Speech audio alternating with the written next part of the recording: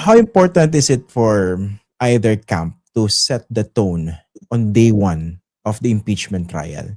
And if at all that is very, very important, how do you do it? Ah, sa akin 'no, napaka-critical nun. Kasi that is a very tense situation. Lalo pa, unang-unang araw 'yan, sa aking pag-alala nung, kami yung nandoon, na kami nakasalang ano, yung unang araw na 'yan medyo inaabangan mo, pero medyo may tensyonado ka rin. Bakit? Kasi para kang nasa isang ball game, eh. Alam mo, naalala ko yung araw na yun, na medyo yung you feel the heat, alam mo yun? I know that some of you nanonood kayo ng mga live na mga games, no? Minsan kung sports. Pero ito, at that very moment, naramdaman ko parang ang init sa loob. Mainit. Ewan ko lang yung yung Mm. mararamdaman ng mga participants sa Lunes. Pero syempre, ngayon, Biyernes na, Lunes magsisimula, depende kung sino yung mga nakasalang. Okay? Mm. Bakit ko nasabing depende kung sino mga nakasalang? Kung ang mga nakasalang na magbibigay ng opening statement, na-identify na nila, I would suppose, no? So, yung Mm. prosecution, yung mga naatasan na magpresenta nito, sila na ngayon yung magpoporma ng kanilang prosecution. Kung paano nila ilalatag yung kaso nito, una ba, iunahan nila yung articles of impeachment? Ilalatag ba nila yung mga ebidensya? Sa pamagitan lamang ng pagpapaliwanag, no? At paano nila ika-capture yung interest ng mga mamamayan? Mm. Makikita niyo yung depensa, ganun din. Ilalatag naman nila yung storya nila, I think in the simplest way that they could. Kasi importante na yung ilalatag ng both prosecution at depensa ay makapture ang imagination ng ating mga kababayan. Kasi pag nawala ng interes ang publiko rito, hindi rin ito masusundan. So sa tingin ko, from now until Monday, yan ang mga preparasyon. Mm. Siguro rin, sa tingin ko, yung preparasyon din, although sinabi na kanina ng ating Senate President na maaring baka hindi pa magsimula yung yung pagpresenta ng ebidensya, pero palagay ko, yung prosecution maghahanda doon kahit man lamang sa isa o pangalawang testigo para kung Mm. sakaling maging mabilis ang proseso, kasi siyempre meron tayong sinasabi mga preliminaries muna, tapos Mm. mga opening statements. Paano kung mabilis? Sabihin bigla sa'yo, o ikaw na, magpresenta ka na ng una mong testigo. Ganun dapat ang preparasyon. Ready sila dapat. Mm. When it comes to basically opening statements, no? So sinabi niyo napaka-crucial niyan. So I suppose a big part of it has to do with how to communicate the message in that opening statement. So ano yung dapat na lengguwahe, anong dapat na tono, anong dapat na mood? Alam mo, maganda yung tanong mo, no? Kasi dun based on, hindi ako nagbigay ng opening statement nung araw.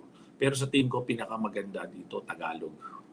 Kung Mm. ako Kasi pag ganun, hindi mo na kailangan i-translate pa ng ibang tao ng talking heads yung sinasabi mo. Lalo pa iba yung panahon ngayon. Mm. Napakalakas ng social media. Pag hindi ka naintindihan ng tao, ang mangyayari, ang nagpapaliwanag, yung talking heads, ang nagpapaliwanag rin, yung social media. Magkakaroon ka ng mga art card, marami kang mga information dyan, lumilipad. At habang I will not be surprised, na habang nagsasalita sila ng opening statement, sa social media may nagpapaliwanag kung ano sinasabi mo.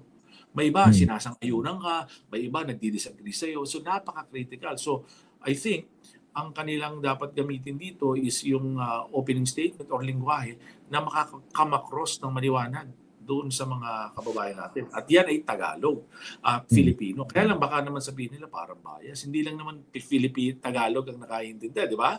Kasi Mm. may mga kababayan tayo na iba-ibang lingwahe. Multi-language tayo mga Pilipino eh. So, yun yung challenge nila to make a decision. Kasi sa atin dito sa NCR, di ba? Tagalog, maintindihan natin. Paano yung mga kababayan natin sa probinsya? Sabihin mo, hindi namin naintindihan yun eh. Okay? Mm. So, I think that is an important decision that you will have to make. So dapat talaga tutukan nila yung mga Visayan speaking regions dahil Bisaya itong nasasakdal, hindi po ba? Yes, ano yun kasi minsan nami-miss out natin yan eh, no? Akala natin na tayo yung Tagalog o Filipino, generally Filipino, Tagalog lang ang salita, pero ang dami nating lingwahe. Kasi pag Mm. hindi ito nakaabot sa kanila, paano nila maintindihan ito? Kaya nga minsan mas mabuti kasi mga kababayan natin sa ibang regions, mas magaling mag-English. Ano yan? Lalo sa norte, may magagaling mag-English dyan. Kahit doon sa bandang Mindanao, Cebu, mas magagaling mag-English din yun. So, depende yung halo ng palagay ko, gagamitin nila ng Tagalog, at Mm. yung probably English gagamitan nila. Okay, nabanggit nyo kanina iba yung panahon ngayon, no? Dahil yung panahon ninyo noong 2012, lagi ko binabanggit ito sa programa, hindi pa ganun katindi yung Yes. factor ng social media. Ngayon sobra, hindi po ba?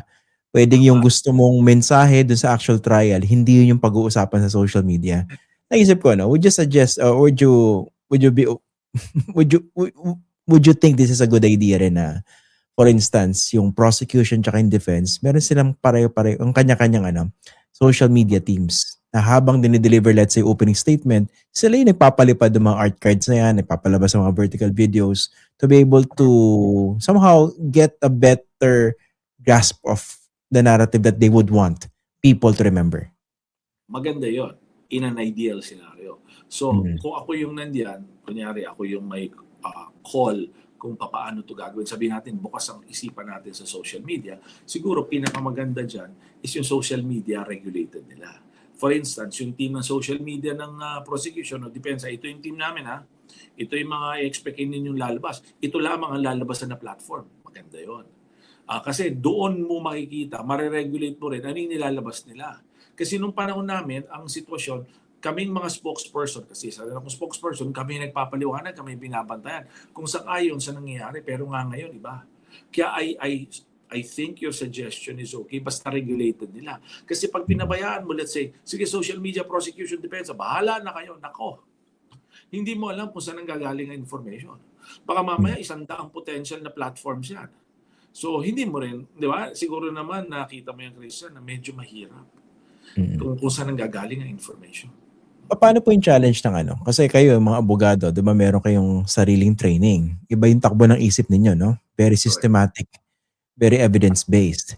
Pero itong impeachment trial, a big part of it is political, a big part of it is legal.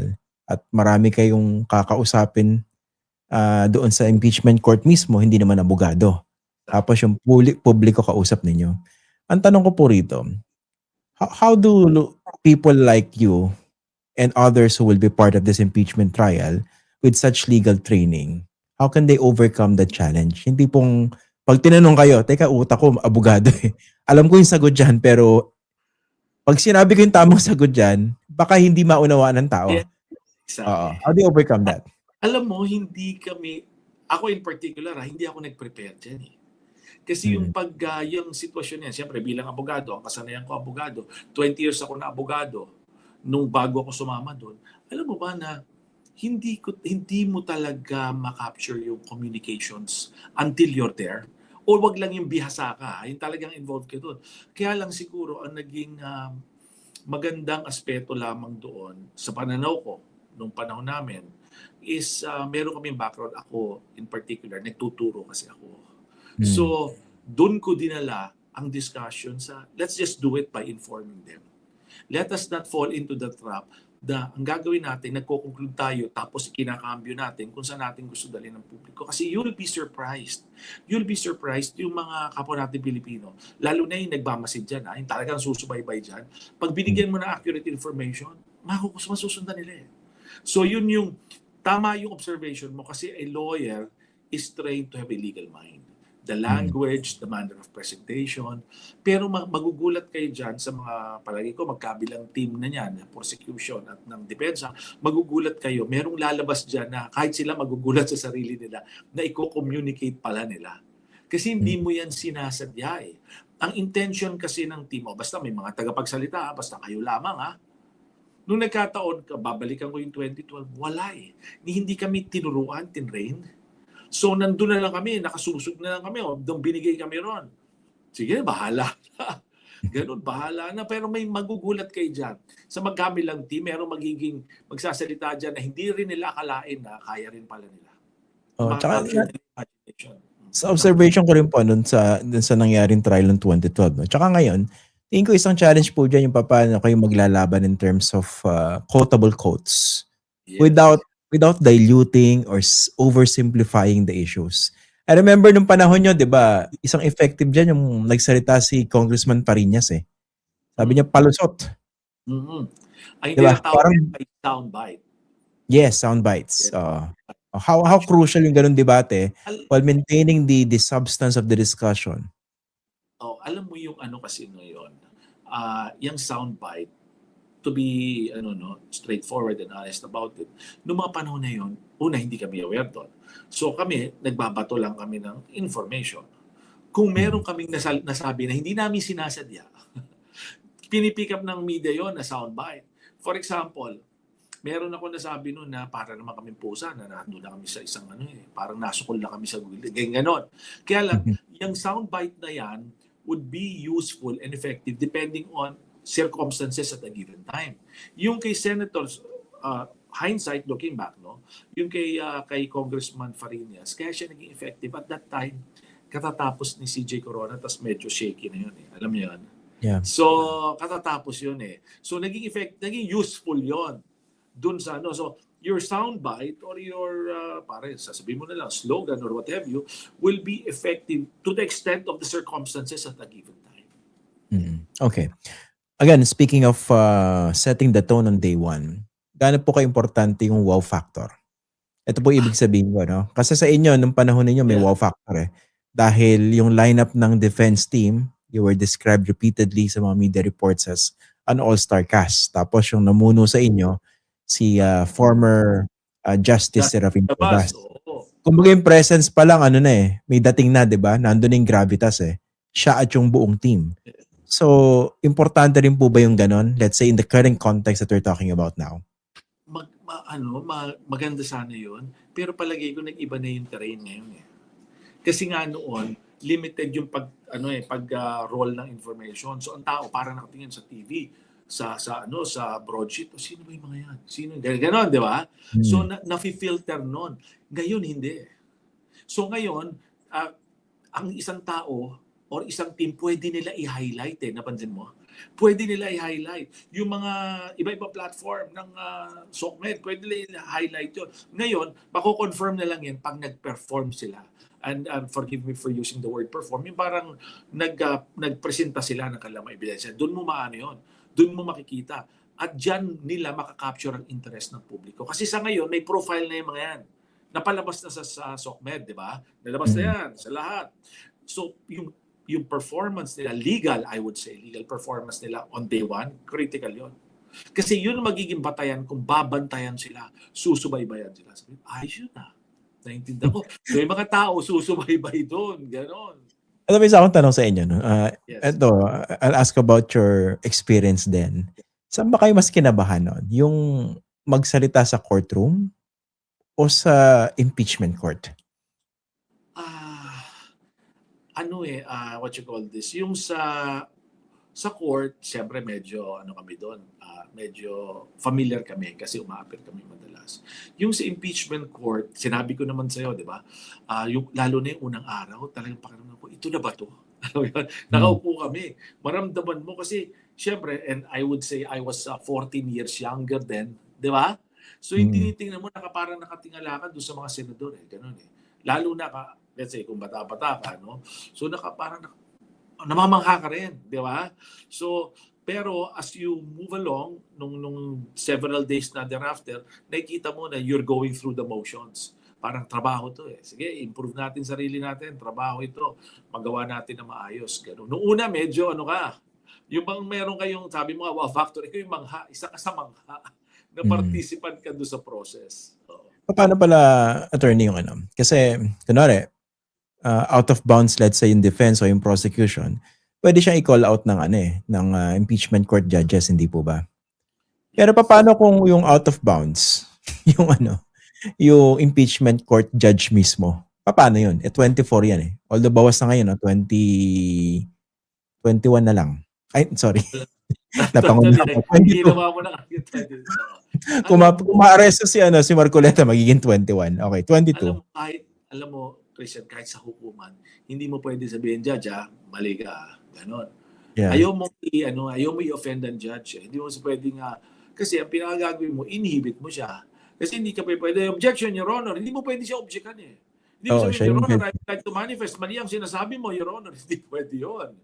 Baka i-contempt ganun. Kasi kung hindi ka kung nawawala ka na ng faith doon sa hukuman, ito yung sa regular court, at sa tingin mo, yung perception mo, hindi ka na makakobtain ng fair judgment dito, may inhibit ka. Ngayon, palagay ko, pa-inhibit mo yung judge. Ang tanong mo, kaya mo bang pa-inhibit yung mga senator judges? Naalala mo ba yung Napaka-desisyon nila Christian? yun. Meron yun eh.